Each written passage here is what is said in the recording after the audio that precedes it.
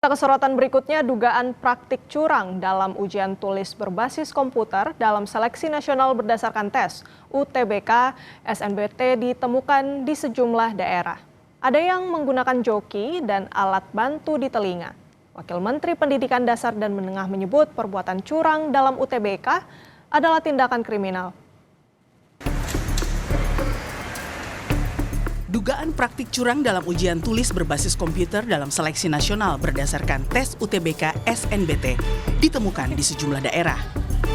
Kampus Undip mengungkap dugaan kecurangan yang dilakukan peserta UTBK Fakultas Kedokteran tahun ini. Pelaku memasang alat bantu dengar ke dalam lubang telinga dan terdeteksi metal detektor petugas. Direktur Jejaring Media, Komunitas, dan Komunikasi Publik Undip menyebut kecurangan terjadi tanggal 21 April 2026. Karena alat yang ditanam terlalu kecil, panitia membawa pelaku ke Rumah Sakit Nasional Diponegoro. Dari hasil pemeriksaan, alat itu terkonfirmasi sebagai alat bantu dengar.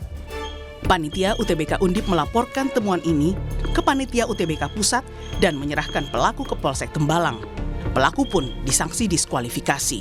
Saat itu yang bersangkutan terdeteksi ada metal di badannya ketika panitia melakukan metal detektor, pemeriksaan dengan metal detektor. Ya. Kami membawanya ke RSND, ya. Di sana kami ke klinik THT ya, dan benar ditemukan bahwa di dalamnya terdapat 2 metal yang kami sinyalir sebagai alat bantu untuk mendengar. Berarti itu jenis kelaminnya perempuan dan beliau itu mau daftar kemana ya? Ya, itu perempuan dan ingin mendaftar ke Fakultas Kedokteran. Sementara di Malang, Jawa Timur, dugaan kecurangan UTBK dengan menggunakan jasa joki terungkap dan viral di media sosial. Peserta UTBK menggunakan joki untuk masuk jurusan Fakultas Kedokteran Gigi.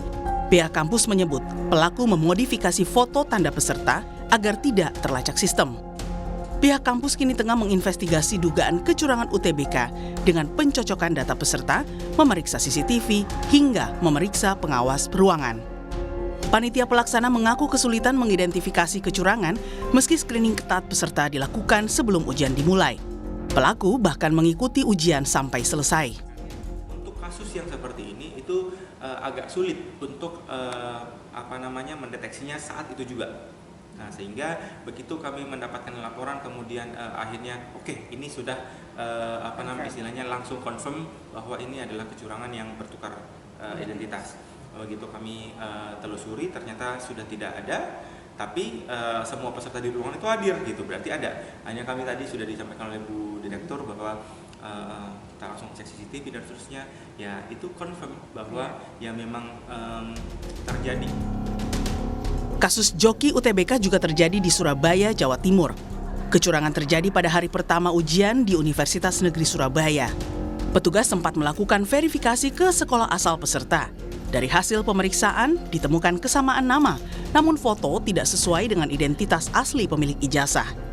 Wakil Menteri Pendidikan Dasar dan Menengah Atip Latiful Hayat merespons temuan kecurangan dalam UTBK tahun ini. Ia menyebut perbuatan curang dalam UTBK adalah tindakan kriminal. Sanksinya Pak, sanksinya? Sanksi Pak.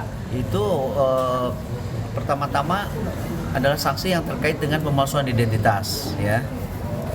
Itu sudah ada ketentuan hukumnya, ya, sanksinya untuk yang melakukan pemalsuan identitas.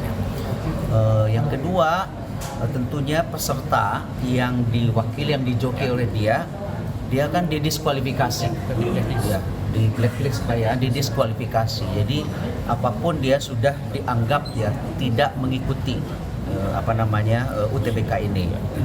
Nah, tapi kembali yang pertama, di samping dia didiskualifikasi, dia harus mempertanggungjawabkan karena itu perbuatan kriminal. Kecurangan dalam ujian masuk perguruan tinggi tentu sangat disayangkan. Perbuatan curang dalam UTBK menciderai tujuan pendidikan yang mengedepankan integritas dan kejujuran. Tim Liputan Kompas TV.